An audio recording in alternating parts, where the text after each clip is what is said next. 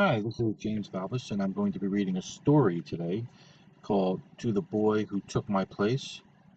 It was originally published in Hot Metal Bridge, which is a fine journal out of the University of Pittsburgh, and it's very popular with readers. Uh, got a lot of good feedback on it, and I'm hoping you enjoy it. It'll run roughly about a half an hour, which is a long time for a person like me to speak. I'm not a person used to talking as much as I am writing.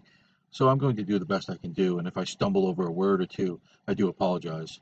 But I can only record this once because, frankly, that's all I got in me. Okay, now on to the story. To the Boy Who Took My Place by James Valvis. On a Tuesday afternoon in April, I stood on a corner waiting on a bus with my friend Hernan, who that day would save my life and maybe, in a way, cost you yours. Hernan was a homely kid with an abnormally thin face. Picture a short Tom Petty with black hair and freckles and you wouldn't be far off. I was better looking, but immature at 13, as if the ghetto and long recession caromed off me and stuck instead to the grimy walls with their bubbly but colorless graffiti. Hernan and I traveled across our city to a special program aimed toward helping smart kids in the academically failing public schools. But whereas I was admitted because I was the lone representative of Jersey City's most troubled and embarrassing school, Hernan earned his spot by being a genius. He drew math problems on his hands the way other kids doodled the names of their favorite rock bands. He could tell you about Baryon asymmetry or explain Hawking radiation a few years after Hawking explained it himself. Hernan and I were friends of direction, meaning we lived in the same direction and so we became friends. Having a buddy meant you weren't forced to share a bus seat with some smelly obese bum. Other than being bus buddies, I don't think Hernan cared for me. We rarely talked in school. My grades were poor, clothes messy, and I had no plans to go to Harvard or Columbia or even Rutgers. I was thinking Stockton State College, maybe, if I got lucky. Not only was I not smart, I was poor. Unlike Hernan, I didn't own an Atari 5200. I was stuck playing Atari 2600 Pac-Man with its pathetic blinking ghost and rectangular pellets. I couldn't program in BASIC, let alone run Fortran or Pascal. I ate macaroni and cheese for dinner, not Kraft, but a generic brand with a ridiculous cartoon raccoon on the box. It's like this happened an hour ago, waiting for our bus, sun a knuckle in the sky, strong swirling wind pushing wrappers and plastic bags from gutter to gutter, street crowded with tired people heading home from jobs they were lucky to have and hated anyway. Across the street, under apartments, was a small deli where each morning I bought a crocodile for breakfast. Its dark windows made you think the deli closed years ago. Half as tall as those apartment buildings surrounding it, a local police station squatted like a beige box a few doors down. It was 1983, and spring's first warm day. We'd missed our usual bus because we were released from school 5 minutes late. This is how it happened for me. Sun, deli, police station, people gazing at nothing, waiting to ride our bus home so I could plug in a game cartridge and destroy something pixelated. Maybe your day was different. Maybe it was winter. Maybe drizzling. Maybe to stay dry or get warm, you entered his car and he locked you in and you pulled on the door handle and it wouldn't work. Maybe a number of unlucky factors conspired to put you in that car, but I haven't gotten to the car yet. First, the guy has to appear. And that's what he did. He showed up. He appeared.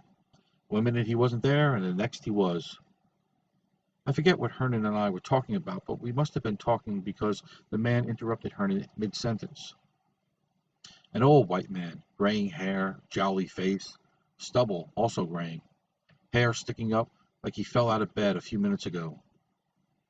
He tucked his white t-shirt into his jeans, covering his paunch, belly button indentation like a gunshot hole in his gut. His nipples poked against his tight t-shirt, thick as pencil erasers. What else? Blue eyes. the kind of blue that's almost white, so blue they made you wonder about them, made you wonder about all eyes. He patted my back. In the days since this happened, I've lived in many places: Florida, Michigan, New Mexico, Washington. They're always touching you. Women who rub your shoulders, men who slap your arm, kids who climb on your lap. The South was this way: Florida, Alabama. In Michigan, people wanted to shake your hand. In Seattle, they wanted to hug. But in Jersey City in 1983, people didn't touch each other, not unless you were married. And judging by my parents, not even then. So when this man touched my back, it was odd, rude, creepy, and Hernan noticed it too. The man said in a car horn voice, "You boys want to make 20 bucks?" Back then, $20 was real money. It was more money back then before all the inflation, but it was also more to me and than other kids. I'm not saying it wasn't okay money to Hernan also, but his parents bought him an Atari 5200, and his Pac-Man didn't blink and mine did. $20 to Hernan was one extra game cartridge. $20 to me meant a real breakfast all week: Egg McMuffin and hash brown and orange juice at McDonald's instead of a chocolate aisle every morning. $20 meant a week-long respite from my stomach growling through every class, embarrassing me. What did $20 mean to you? All these years I've wondered what you thought you could buy with those $20. Or did he promise 50, 100? How much did that creep sweeten his offer? How much would have made it worth the risk? Hernan answered him first. How? All you got to do is help carry stuff to my car. This was up my alley. I'd spent 2 summers at Pathmark carrying grocery bags for tips, a dime here, dollar there, and it added up. By late August, I'd made enough to buy an Atari 2600 and a new Pac-Man cartridge. $50 for that one cartridge. My dad chipping in $10 because he didn't hate me, just wished I was a better son, one who wasn't so scatterbrained, so easily led astray. I said, "Sure, what can we do?" "Follow me." We walked. I forget how much, but it wasn't far. I think we crossed the street. Then we came to stairs that led to a blue basement door. The man puffed like my heavy-set grandmother walking through sand. At the time, I thought it was exertion, his paunch too much weight to carry around. But now I think he was excited, nervous, aroused. He said, "It's right there, go on." I was set to start when Hernan put out his hand and stopped me. "We're not going," Hernan said. "Why not?" "The door's not open." "Open it." Hernan shook his head. "I'm not going." "What about you?" I thought about it. $20. I want to stress again how much I coveted that $20. If you descended those stairs, you know what I mean. You know what it was like to watch your mother pay family bills and see a small pile of Andrew Jacksons and wish you could snatch one, just one. Or were you greedy, acquisitive, a kid who wanted to grab as much as you could? If so, I will not judge you. I will not. Who's to say I wouldn't have been such a boy if I was born wealthy? I shook my head, no. Now here's something you must know. If Hernan wasn't by my side, I would have hit those steps. Out of sight of people, in that stairwell's dark hole, I would have put my hand on the doorknob, pushed on the door. Then he would have... Is that what happened to you? You who followed me, my surrogate who took my place, who waited for the bus alone? Did you descend those stairs? Did you push on that door? Did you think $20 was a steal for a few minutes' work?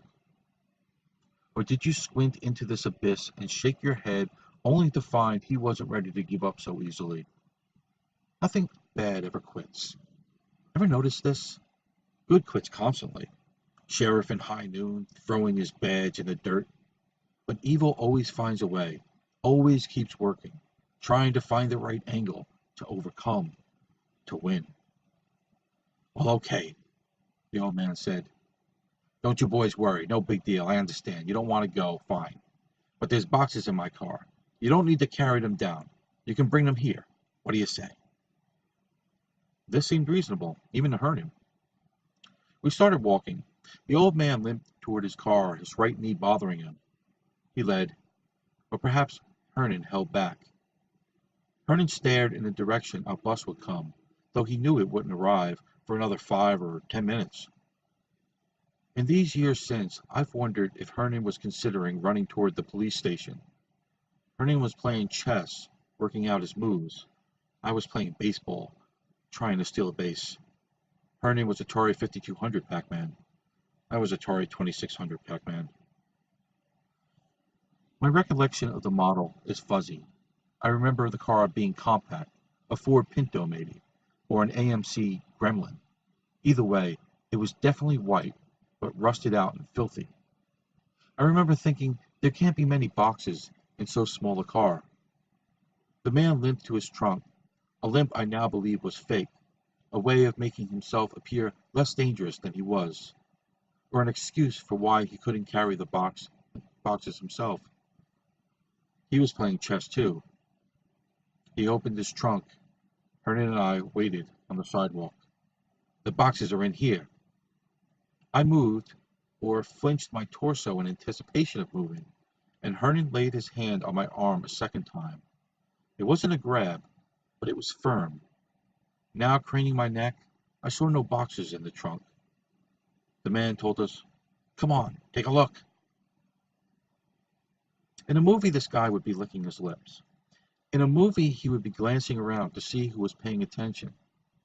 I don't remember him doing anything that cliché. It was as if he believed nobody mattered but us. No one was going to interrupt their day getting involved unless a struggle happened, and maybe not even then. His attention was exclusively on me now, sensing I was weaker than Hernan. He was a jackal eyeing a young, plump rat. But although I'm not Hernan smart, I'm not stupid either. I stayed put. "We're going to miss our bus," Hernan said. The old guy was still trying, as if he always would. If not this way, then next. If not me, then you. He snapped shut his trunk and opened the passenger side door. We were on a busy road, and I was with Hernan. If I was alone, if Hernan hadn't been there to vouch this was not my father grabbing a recalcitrant son, I know now he would have snatched my arm, forced me kicking and screaming into his car. But I wasn't alone. I was surrounded by people. I had a friend.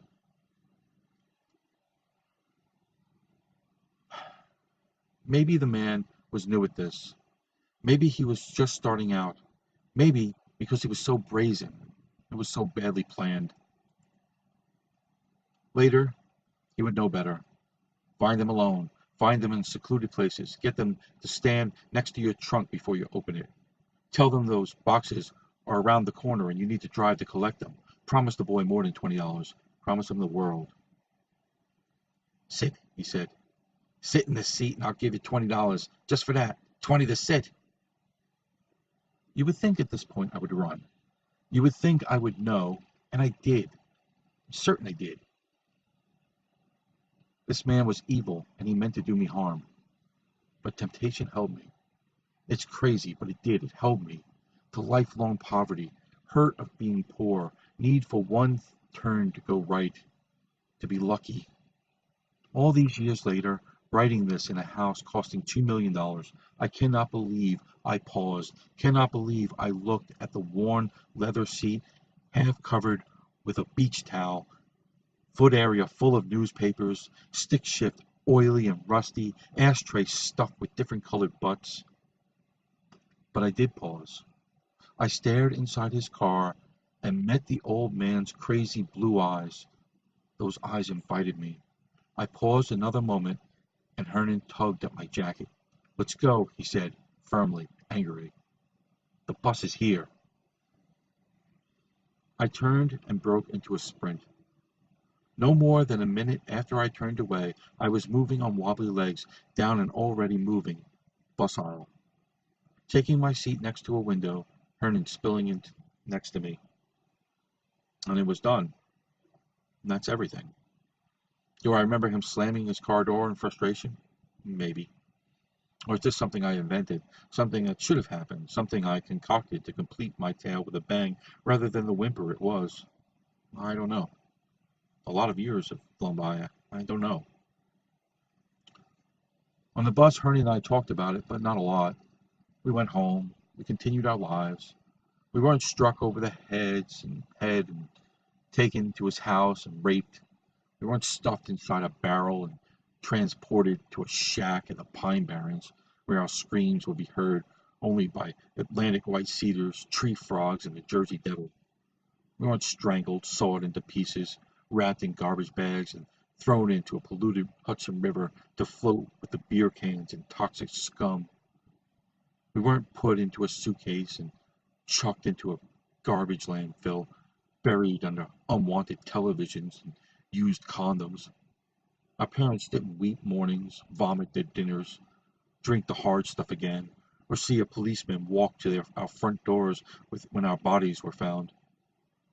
They wouldn't need to spend their lives wondering about our final moments. We didn't become a cold case file shoved in a cabinet or a photograph on a flyer still being circulated decades later. Hernan played his Atari 5200 Pac-Man while I cursed my antiquated system with its clunky graphics. Hernan scored good grades and I struggled but managed, and we remained friends of directions through graduation when we parted. Then Hernan headed to public high school and working at Burger King all summer to earn the money for tuition. I enrolled in St. Peter's Preparatory High School, where the wood and stone hallways always smelled of shoe polish and Latin conjugations and scholarships to Harvard. Sometimes, playing softball with my daughter, in mid-pitch, my arms swinging toward home plate and thinking I need to toss this pitch outside because she has a propensity to reach, it occurs to me I should have screamed that afternoon. Throwing my daughter an outside curve, spinning that fat white orb into crisp autumn air, I think, damn it, why didn't I yell? I should have screamed my head off. All those people around, police station across the street, deli owner who thought I was a good, polite kid, and once, because he said I looked too thin, tossed me an extra crocodile. Why didn't I make a scene? People help. It's not true nobody cares. Maybe screaming wouldn't have made any difference just then. Maybe he would have scrambled into his dirty car and drove off. Maybe he would have escaped. But he would have almost been caught. This would frighten anyone. This might make a creep stop. Maybe. It's impossible to know, but maybe. Why didn't I scream? Or I'm standing in line at a Pathmark grocery store, watching some absent-minded kid drift off toward nothing while his mother lays out her coupons, and I think I should have memorized his license plate. I was there. A police station was across the street. What if I told them a man in a car tried to push me into his trunk? I could have fingered through mugshots, pointed him out in a lineup. Hernan would have been a witness, too. Despite my flightiness, I was a good kid, honest, obedient, credible. I could have saved you, maybe. But as I said all along, I wasn't very intelligent. I was 13 and I was playing baseball in a chess world. With Hernan's help, I was smart enough to save myself, or at least allow myself to be saved, but not smart enough to save you. Hernan wasn't smart enough to save you either. Brilliant Hernan. He couldn't see that many chess moves ahead, not as a kid. He didn't scream, he didn't take down a license plate. He just got us into our bus driving toward Greenville, toward hobbies and homework and the rest of our lives. What did the old man do to you? He wasn't old, how did I consider it? No older than I am now, 42, possibly a few years younger, but in my mind he will always be old, decrepit, hopeless. What horrors did he do to you? I want to know, and I don't. I'm afraid of both, but I've lived without knowing for decades. I understand that. It's a steady, low-level hum of torment swimming under my skin's surface. If I see a bag floating in a river, if I pass a woman opening a trunk, if I come upon a long, dark flight of stairs, If I turn my head at an angle to peer down an empty side corridor at the mall, you're there, a shadow, a ghost, me who is not myself, an alternate who descended those stairs or jumped into that car. I understand it should have been me. I understood it then. Is this why I studied so hard? Is this why I improved my grades and went to the best high school in the state, then Princeton, then medical school? Is this why I spent 6 years after my residency roaming the country as if running from something?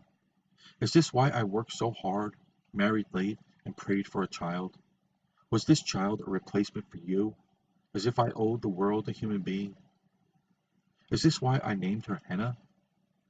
Is this why we moved back to Jersey City when I had ample opportunity to practice medicine in other cities, places I preferred? Have I been living my life for us both? Did I grow rich to be certain my daughter never, like you, is tempted to look inside the trunk? I don't know. I don't know. It was maybe 10 minutes on an ordinary Tuesday while waiting for public transportation. Nothing happened.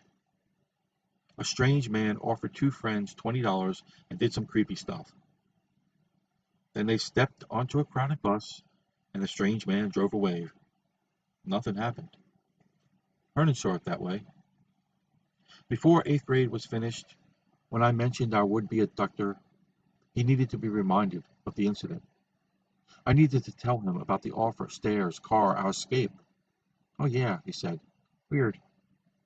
Then he talked about his new video game cartridges. In time, Hernan went the way of many city kids. Before I left New Jersey and after I returned, I ran into him from time to time, though we never spoke, and I kept track of him from afar. Hernan became addicted to drugs, oxycodone, and crack cocaine mostly, though at some point he was heavy into PCP. He married and hid his wife and spent time in jail. His wife was always leaving and returning. She had drug problems of her own. This went on over a decade. Tattoos broke out on his arms like blue blood blisters. He had a kid, a boy, but this child died from a Wilms tumor, which was anguishing because with a 90% survival rate over 5 years, most patients don't die from this cancer. Though this means some unfortunate must draw the short stick. It happens. Like I didn't sit in the old man's car, but you did. After his son died, Hernan withdrew, became a recluse.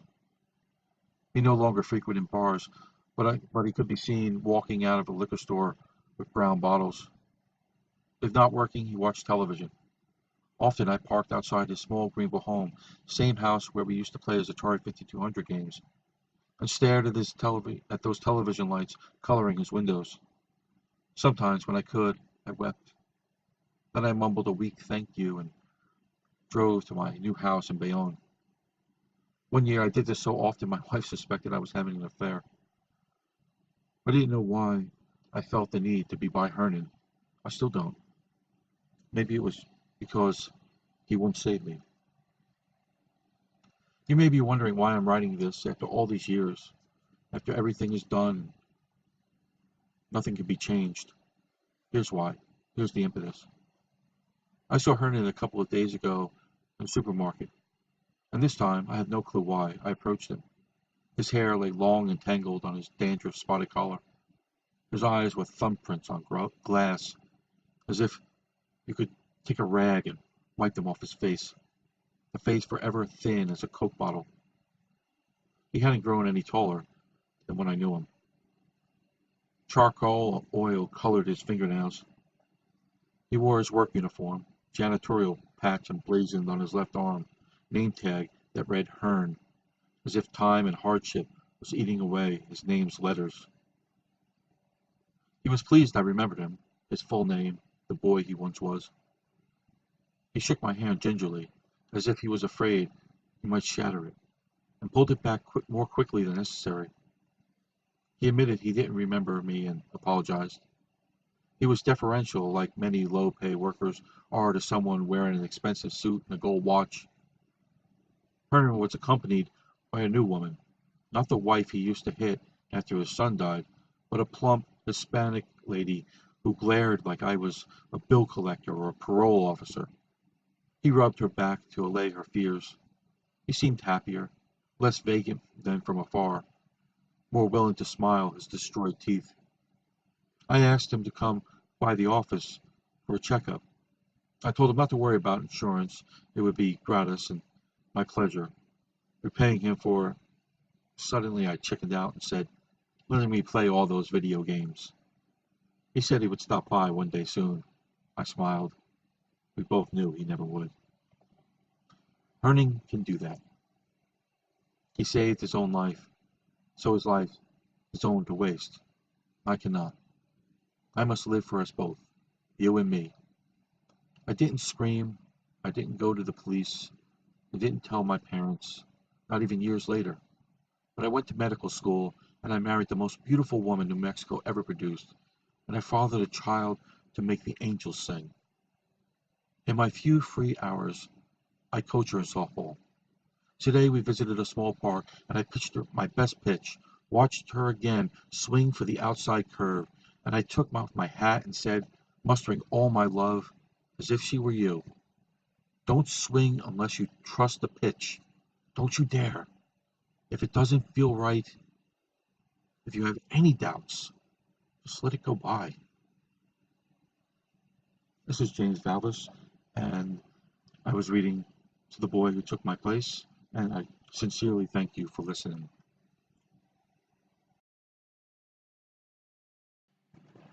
Please like and subscribe to the channel.